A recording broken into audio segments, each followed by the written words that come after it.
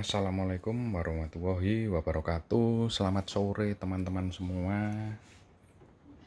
Hari ini saya akan menjawab pertanyaan daripada saudara Whisky Official ya. Pertanyaan yang sederhana tetapi untuk penjelasannya cukup rumit ya, yaitu bagaimana memberi makan pada kura-kura baby ya.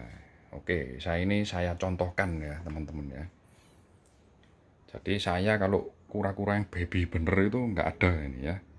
Jadi ini ada race baby ya, atau kura Brasil baby.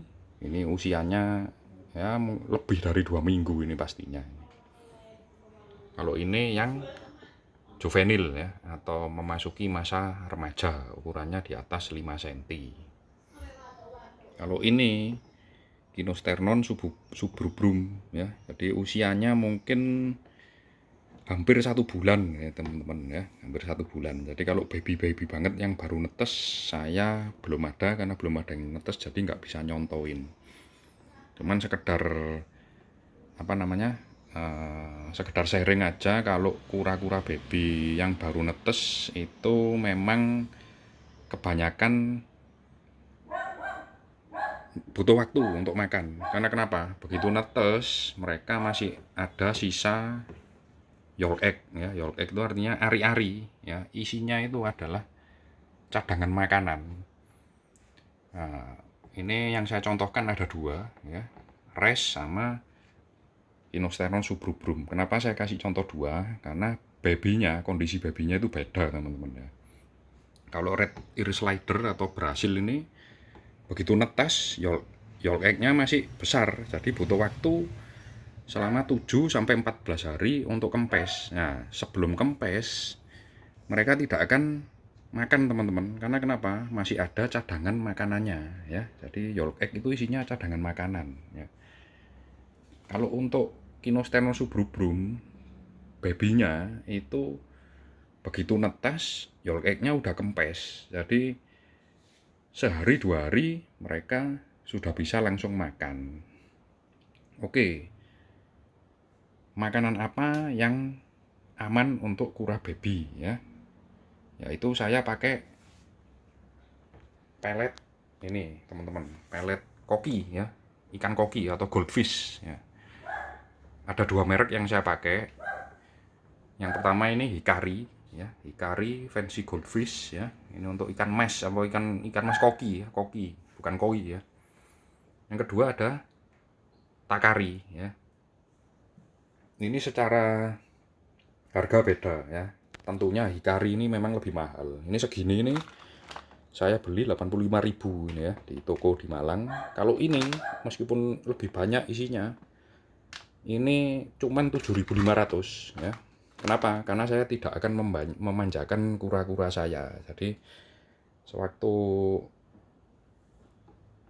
dompet tipis ya, maka kura-kura saya cukup saya belikan Takari aja udah bisa makan teman-teman ya. Nah, tentunya kalau kenapa kok pakai peletnya koki ya? Karena butirannya itu kecil-kecil teman-teman ya. Kecil-kecil ya, kecil-kecil. Jadi cukup untuk mulutnya kura. Jadi segini teman-teman ya. Kalau Takari ini warnanya hijau sama merah. Nah, dan peletnya lebih lunak ya. Cuman kalau untuk kura-kura yang baru netes saya sarankan untuk makan hewani ya. Contohnya cacing beku ya, potongan udang atau potongan ikan gitu-gitu ya. Karena kura-kura baby ini cenderung mereka karnivora. Jadi mereka jarang banget ya makan sayur-sayuran seperti itu teman-teman ya.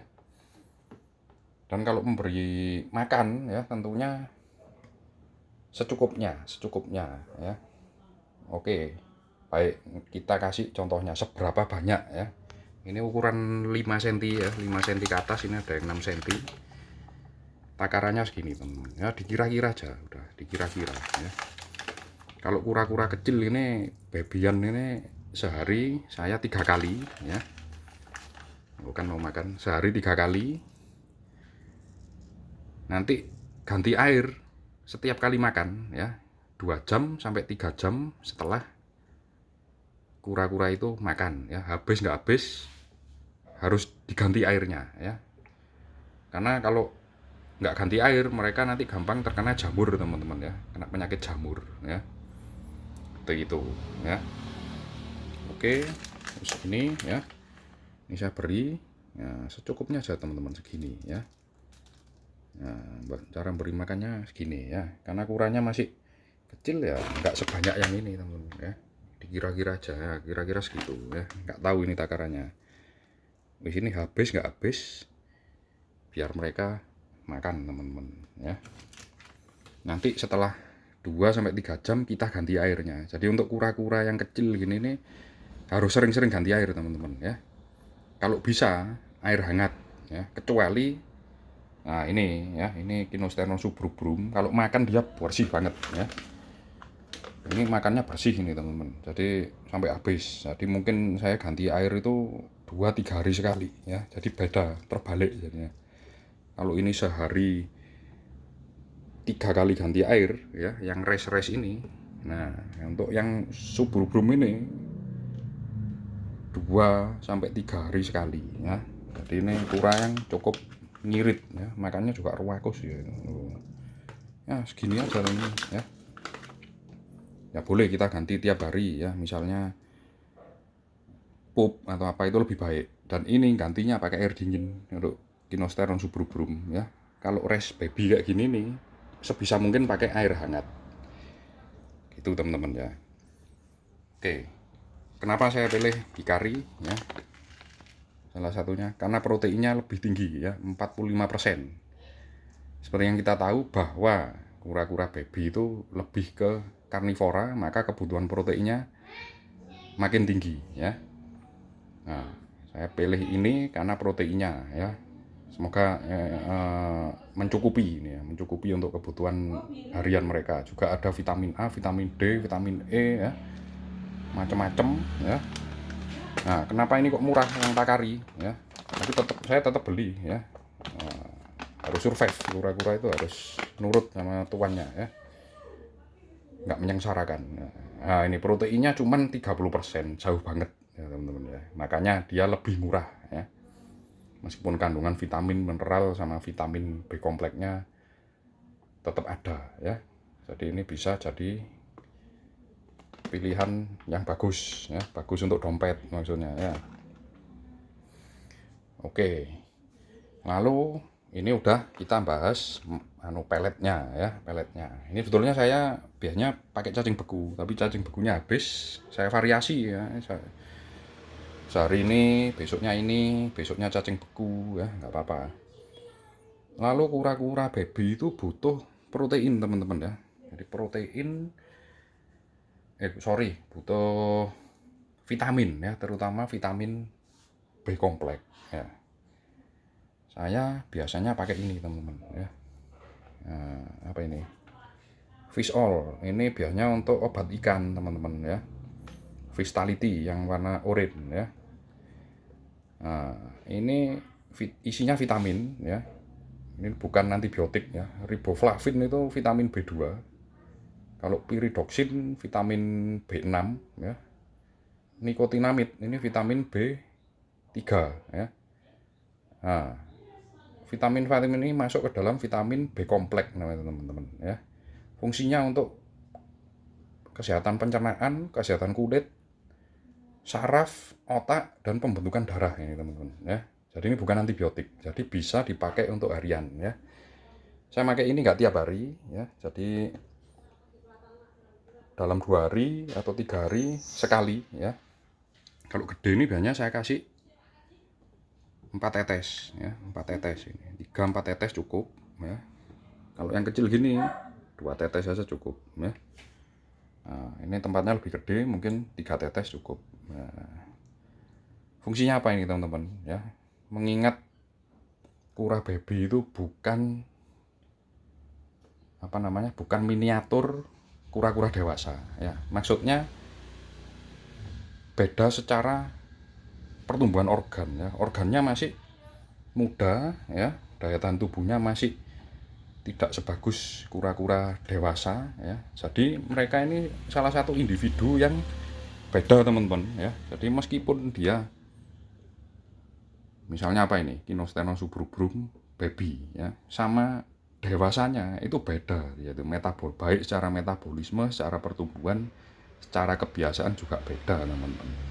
Maka dari itu perlakuannya juga dibedakan ya. Jadi kura baby ini nih daya tubuhnya nggak sebagus kura yang dewasa teman-teman ya. Jadi untuk kebutuhan nutrisi, vitamin, protein, mineral dan lain-lainnya itu kita harus kasih asupan yang sesuai ya, sesuai dengan kebutuhan mereka. Jadi istilahnya lebih banyak lah ya, lebih banyak untuk mengkonsumsi vitamin ya dan protein. Oke. Lalu apalagi ya, bahas apa lagi? Ini udah ya, vitamin udah, pelet udah. Oke, yang kedua ya, tempat ya, ukuran tempat kita sesuaikan ya. Di atas 5 cm ya ukurannya lebih gede ya. Lebih gede. Lalu saya selalu menekankan untuk mengganjal tempatnya seperti ini teman-teman. Ini saya ganjal apa ini? Kacamata bekas ya. Seadanya itu nggak apa-apa.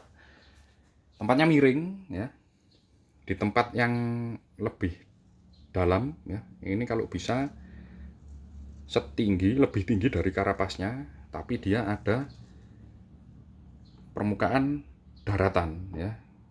Misalnya dia pengen berjemur ya, ini kalau pagi sinarnya masuk ini teman-teman ya, masuk dari sini, dari jendela ya, masuk ke sini semua.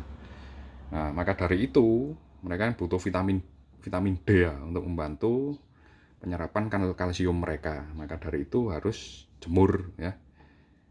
Nah, maka tempatnya dimiringkan semua teman-teman. Ini juga miring tempatnya ya. Ini miring ini. Loh, kalau yang ini tenggelam, kalau dia pengen ke daratan dia ke sini ya. Sama ini juga ya. Ini nggak pakai ganjel, ini pakai kayu yang ini ya. Ini kan ada space-nya.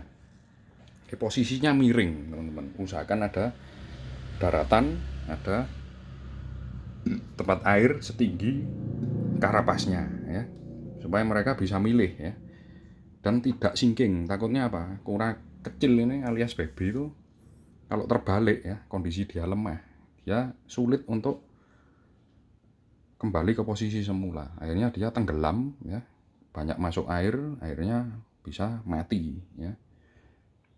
Nah, maka dari itu kita